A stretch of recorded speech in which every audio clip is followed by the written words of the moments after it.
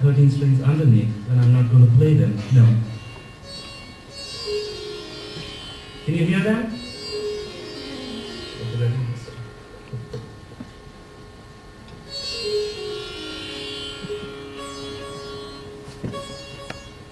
I have to play it with my little finger, so I have to have a slightly longer nail so that I can go underneath and play.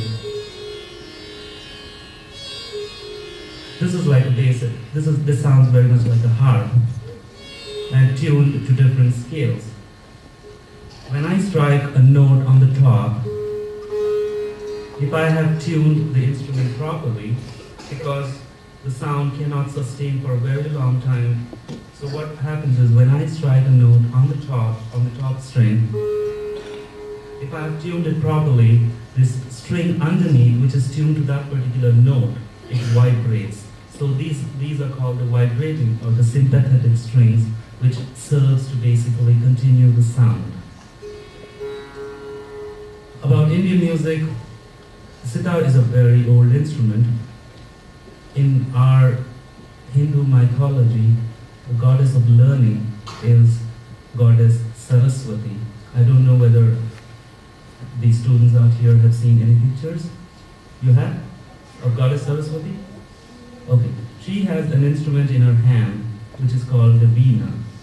So this is a very old, obviously very old instrument. And the sitar is a derivative from the veena. A lot of changes, of course, made over the years, over the centuries by a lot of people to its present shape.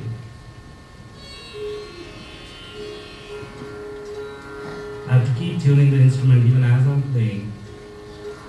So, even during a concert, in Indian music, there's a very informal atmosphere. It's not like going to Western classical music, where you go all properly dressed up and sit silently. Indian music involves a lot with the audience too. So I want the kids out here also to be involved. Tell me a few songs perhaps which I can later reproduce to you. It is said that Indian music has a long history. I don't want to go too detailed into the history, but just narrate a few incidents or a few stories, like one great musician who lived in the 16th century, one of the greatest musicians we all admire and respect, he was Mia Tansing. He is considered to be one of the greatest musicians and a trendsetter in his own way.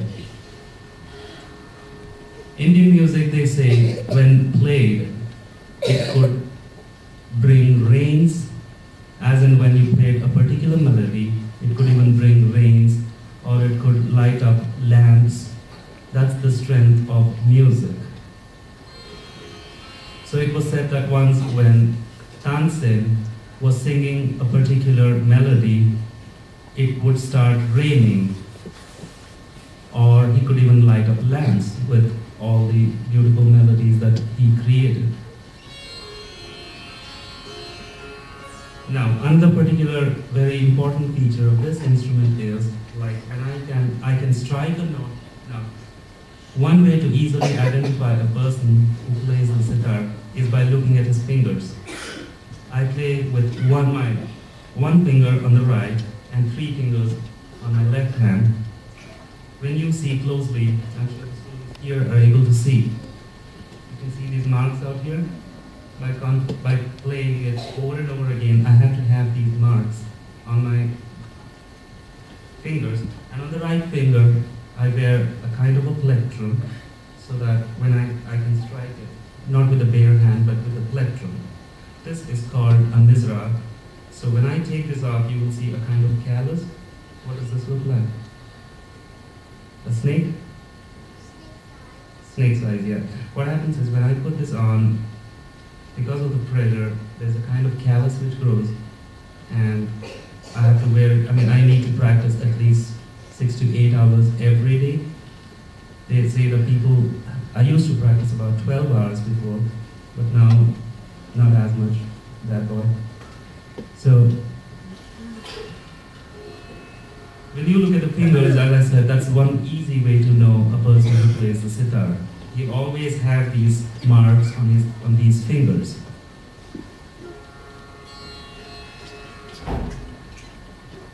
The important aspect of this instrument is that I can play a note, or I can also pull the string, which is not found in any other instrument, like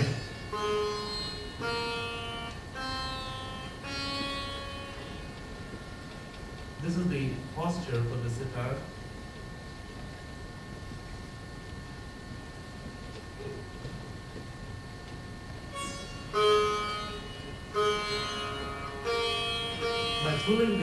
By pulling the string, I can take the next note.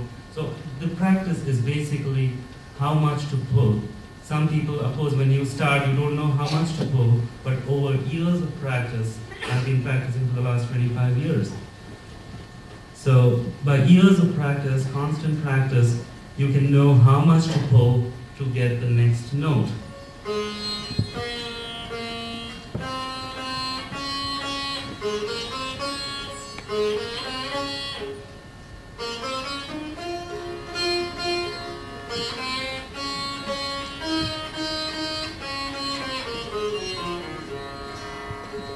So this is one of the main features of this particular instrument.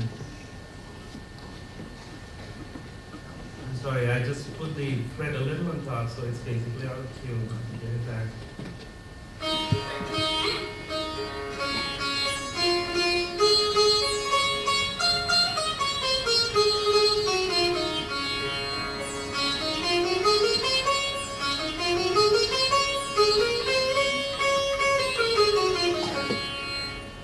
I can go.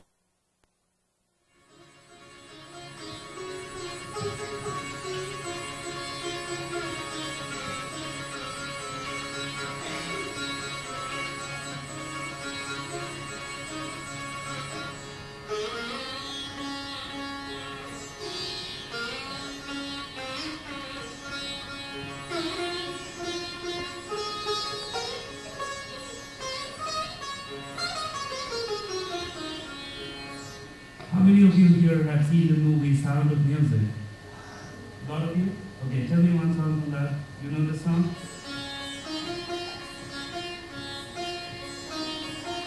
Can you sing with me, please? Whoever knows, can you sing with me, please? Along with me?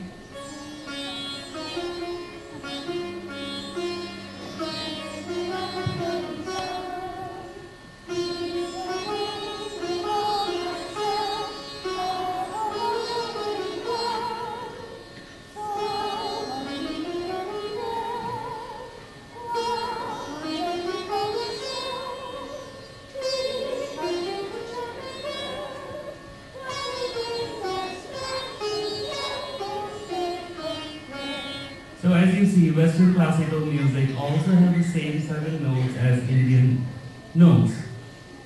In Western classical music, you call them do, re, mi, fa, sol, la, ti, right? In Indian music, the same, we call it as sa, re, ga, ma, pa, dha, ni. So we have the same 7 notes all over the world. We have music. We can hear music in every sphere of life. We can hear this morning chirping of the birds, or somebody who has a very melodious voice. For us, everything is music. It's the greatest gift that we have, that God has given us. It's the language which everybody can understand, everybody can feel. You don't need to know perhaps Brazilian language to like Brazilian music. Indian music similarly can be understood, can be appreciated, has been appreciated by people all over the world. This is from a state in the northern region of India, Rajasthan. Now each state has its own folk tradition. So what I'm going to play is basically a short folk tune.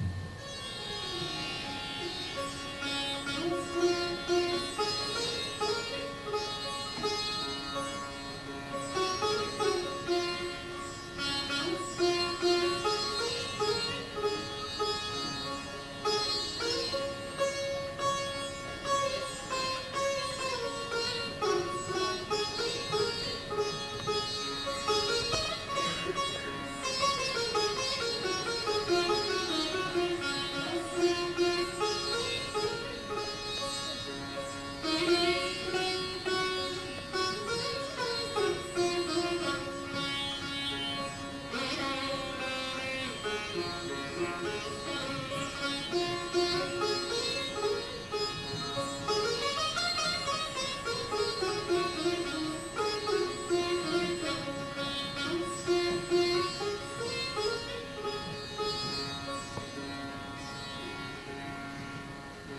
I said, I have to keep tuning the instrument even as I'm playing sometimes because it's going out of tune whenever I pull the string.